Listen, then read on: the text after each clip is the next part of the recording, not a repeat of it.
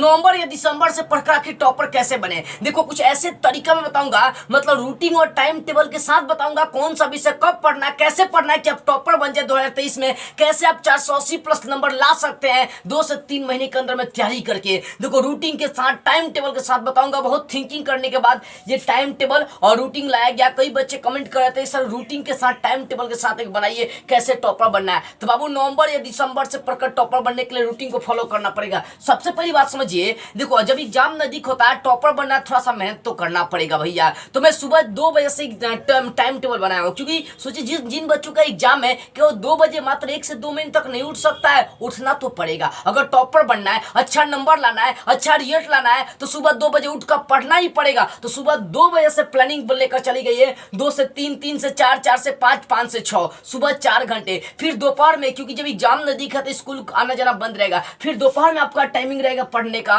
दोपहर में 12 से 1, 1 से 2, 2 से 3, 3 से 4, आज 4 से लेकर 4 बजे के बीच में आप सोना है तो सो सकते हैं, तो खेलना है तो खेल सकते हैं जाकर, ठीक है ना। उसके बाद फिर शाम से टाइम टेबल 7 बजे से लेकर 11 बजे तक टाइम टेबल है, मतलब लगभग 12 घंटे का टाइम टेबल बनाया हो। जो बच्चा 12 घंटा मात्र नवंबर, दिसंबर, जनवरी, फरवरी जो भी एग्जाम का टाइम बच्चा अगर तैयारी कर लेता है ना, रियलिटी बोल रहा हूं, 100% मोहर मार के बोल रहा हूं कि वो बच्चा 480 प्लस नंबर लाएगा, मतलब वो इस साल का टॉपर बनेगा। अगर बताएगा तरीकों को फॉलो कर रहे हैं तब। एक एक बातों को समझिएगा, वीडियो को थोड़ा सा मिस नहीं करना, स्किप नहीं करना, शुरू से अंत तक जरूर देखिएगा, क्योंकि एक बात अगर समझ नहीं पाते हैं ना बाबू, आप टॉपर की तैयारी नहीं कर पाएंगे। सबसे पहली बात मॉर्निंग की बात करते हैं। अगर क्लास 10, क्लास 12 या किसी भी क्लास के बच्चे हैं, किसी भी बोर्ड के बच्चे हैं बाबू, आप किसी भी UP, Jharkhand, MP, UK, Bihar, जिस बोर्ड से आप बिलोंग करते हैं, सीबीएसई जिस बोर्ड से बिलोंग करते हैं, सबसे पहले बात सुबह में 4 घंटे है। तो सुबह में उन विषय को रखना है जिस विषय को हमें समझना है, जिस विषय को हमें समझना है, जिस पर थिंकिंग करना है, क्योंकि सुबह का माहौल अच्छा होता है, उसमें दिमाग फ्रेश होते हैं। तो सुबह में उन्हीं विषय को रखें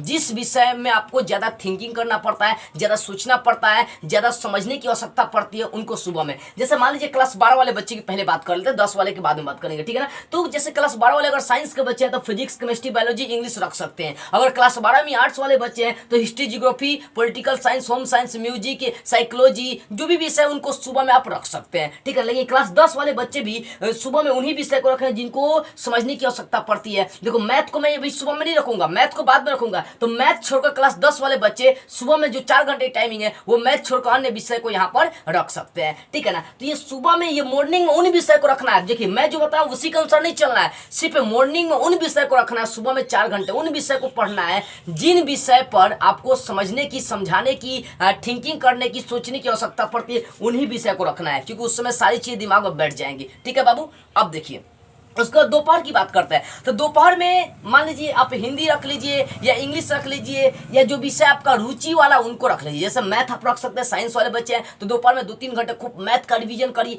जो मतलब जिस पर, मैं ये नहीं बोल रहा एक विषय पर सिर्फ रिवीजन करने हैं, सभी विषय का जबरदस्त रिवीजन करने हैं। तो यहाँ पर मान लीजिए दोपहर में 4 घंटे आपके पास टाइम बचे हैं, तो मैथ 1-2 घंटा पढ़ लीजिए, और उसके बाद जो विषय बच रहे हैं उन सभी का जमकर रिवीजन कर लीजिए, रिवीजन कर लीजिए, ठीक है ना। दोपहर में रिवीजन वाली चीज आपको फोकस करनी है। मैथ रख सकते हैं, मैथ का रिवीजन कर सकते हैं, अन्य विषय का भी आप रिवीजन कर सकते हैं।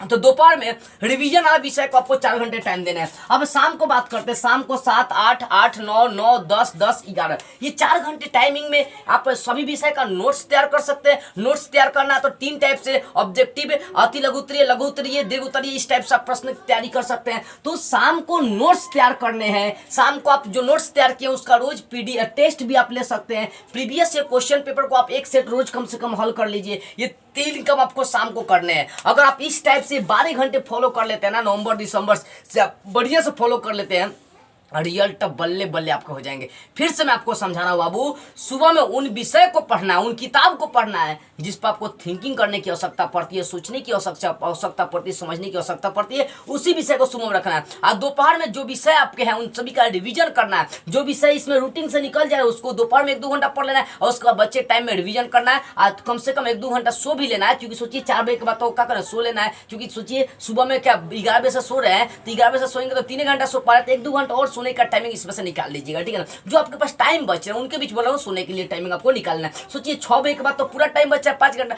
तो हो सकता है कोचिंग 1-2 घंटा जाएंगे, जो टाइम बचेगा मतलब 1-2 घंटा दोपहर में भी सो लेना है आपको, ठीक है। तो ये दोपहर का टाइमिंग रिवीजन वाला रहेगा, और उसके बाद शाम वाला टाइमिंग नोट्स तैयार करना है, नोट्स का रिवीजन करना है, टेस्ट लेना अपने आप से, उसके बाद प्रीवियस क्वेश्चन पेपर को सॉल्व करना है। अगर इस 12 घंटे के टाइम को आप फॉलो कर लेते हैं तो इस बार आप टॉपर बन जाएंगे। टॉपर बनने से आपको कोई नहीं रोक सकता है। ये थिंकिंग करने के बाद, यानी बहुत थिंकिंग करने के बाद ये सब चीजें मैं आपके लिए लाया हूं, तो कम से कम एक लाइक कमेंट शेयर ही बनता ही है, और भी बच्चों के पास शेयर करें जो इस साल टॉपर बनना चाहते हैं। जय हिंद।